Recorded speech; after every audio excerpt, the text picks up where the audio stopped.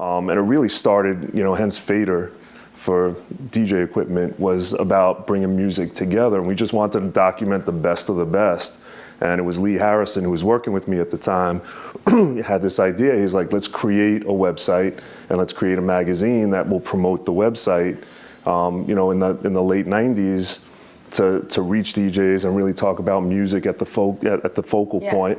And that's how the Fader started. And then we quickly realized, like, whoa, this was much bigger than what we thought it could be.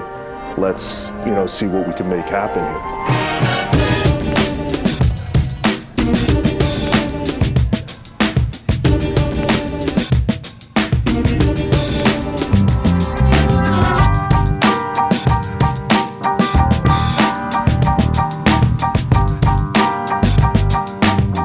Over the course of 15 years and 100 issues, Fader magazine has quickly become the go-to source for emerging trends in music, fashion, and culture. I had the opportunity to visit their New York offices and talk to magazine co-founder Rob Stone about Fader's past, present, and future. Yeah, and I mean, our first cover was a DJ. It was, Funkmaster Flex, part of the MS family. Yeah, and we asked if he was the most powerful DJ in the world, which at the time we believed he was.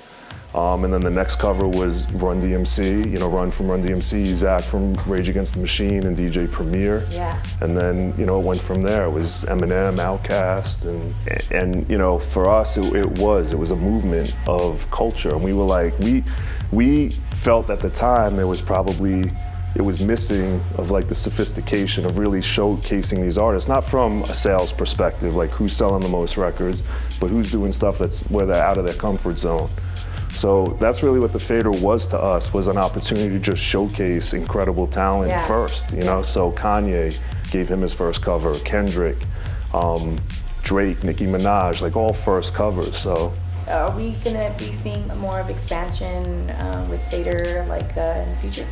Yeah, I mean, absolutely. And the interesting thing, when we started Fader, there wasn't this information highway the way it is now with the internet and bloggers, and so journalism has changed a lot in that time, but we've stayed really focused on keeping a very high standard, and that's credit to an amazing young staff and energetic staff. And leading the staff is Naomi Zeichner, Fader's editor-in-chief. I sat down with her to talk about Fader's 100th issue, as well as what's in store for the brand's future. I think it's testament to what Fader's always been. Fader has had female editor-in-chiefs before, and I think when I came here, I think a lot of the senior staff were men, but there was certainly, there was a woman, Julianne Escobedo-Shepherd, who worked before me at Fader, who I'd always really looked up to as a reader, and so there was always positive examples, and people were very willing to sort of share their knowledge and really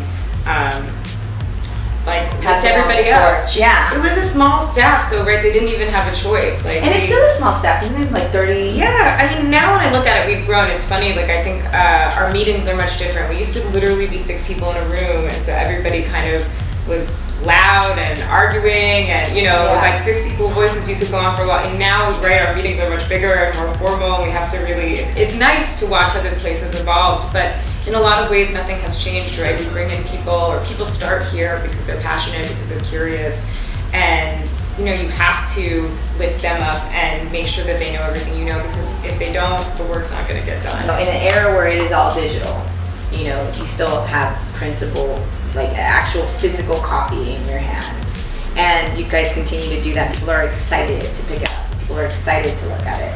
What has been the most challenging thing as a company within that transition to just continue to keep a publication and then also do this whole new free digital for your readers? Absolutely. In some ways, the print has never been the hard part, right? We always knew how to do this, and that's what everybody here always knew how to do and kind of taught each other how to do. Yeah. I think what's been harder is how to make a really dope website, how to make a good Instagram account, how to make your Twitter as good as it needs to be. That's really what we've been learning the past couple of years, and I think for me, here right now, that's my biggest goal, is to make sure that we have an amazing video slate that we're really that's where our readers live, is on the internet. And so that's what we want to give them. And I think for us, the magazine is a way to make sure that we never lose our core values, to make sure that we're creating stories that are worth living on forever and ever on your bookshelf.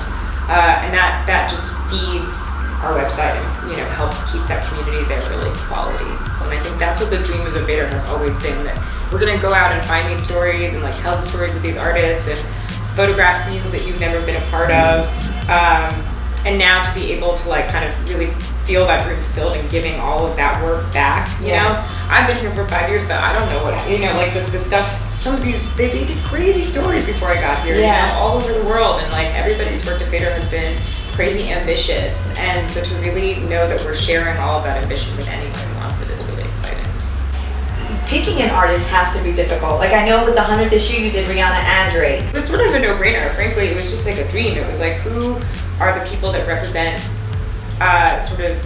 we've done so much, we've hit so many different spheres. Who are people that kind of represent that expansiveness and that fearlessness and that sort of like high-low pop underground, and they know it all and they do it all, and I think that they really made sense. And the thing I've been saying is like they're like the mom and dad of the culture that Vader represents or was like a part of building, or you know that Vader readers benefit from now, you know. So it felt really right, and I think we were just so thankful and happy that they were able to do it. You're like, we're doing 2 covers.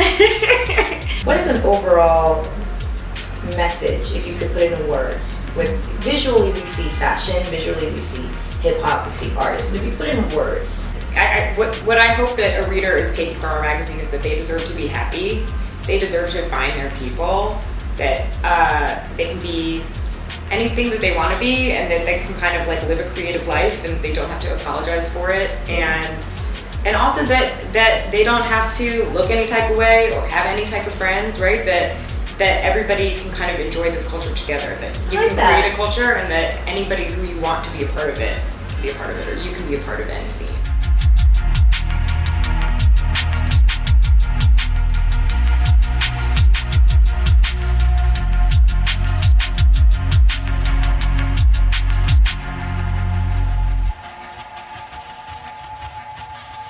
For you.